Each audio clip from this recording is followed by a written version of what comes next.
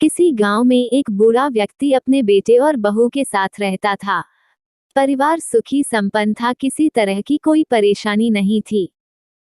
बूढ़ा बाप, जो किसी समय अच्छा खासा नौजवान था, आज बुढ़ापे से हार गया था। चलते समय लड़खड़ाता था, लाठी की जरूरत पड़ने लगी। चेहरा झुर्रियों से भर चुका था, बस अपना जीवन किसी तरह व्यतीत कर रहा था। घर में एक चीज अच्छी थी कि शाम को खाना खाते समय पूरा परिवार एक साथ टेबल पर बैठकर खाना खाता था। एक दिन ऐसे ही शाम को जब सारे लोग खाना खाने बैठे, बेटा ऑफिस से आया था, भूख ज्यादा थी सो जल्दी से खाना खाने बैठ गया और साथ में बहू और एक बेटा भी खाने लगे।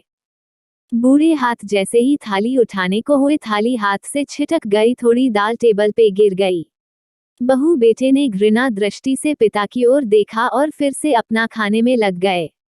बूढ़े पिता ने जैसे ही अपने हिलते हाथों से खाना खाना शुरू किया तो खाना कभी कपड़ों पे गिरता, कभी जमीन पर।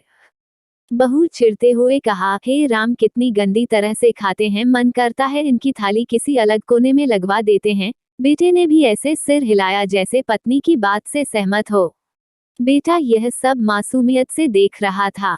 अगले दिन पिता की थाली उस टेबल से हटाकर एक कोने में लगवा दी गई।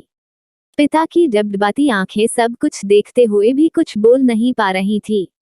बूढ़ा पिता रोज की तरह खाना खाने लगा। खाना कभी इधर गिरता, कभी उधर। छोटा बच्चा अपना खाना छोड़कर लगातार अपने दादा की तरफ देख रहा था। माँ ने पूछा, क्या हुआ बेटे, तुम दादाजी की तरफ क्या देख रहे हो और खाना क्यों नहीं खा रहे?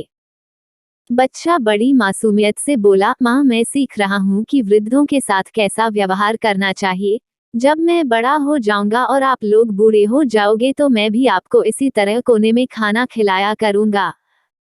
बच्चे के मुंह से ऐसा सुनते ही बेटे और बहू दोनों कांप उठे। शायद बच्चे की बात उनके मन में बैठ गई थी, क्योंकि बच्चा ने मासूमियत के साथ एक बहुत बड़ा सबक दोनों लोगों को दिया था।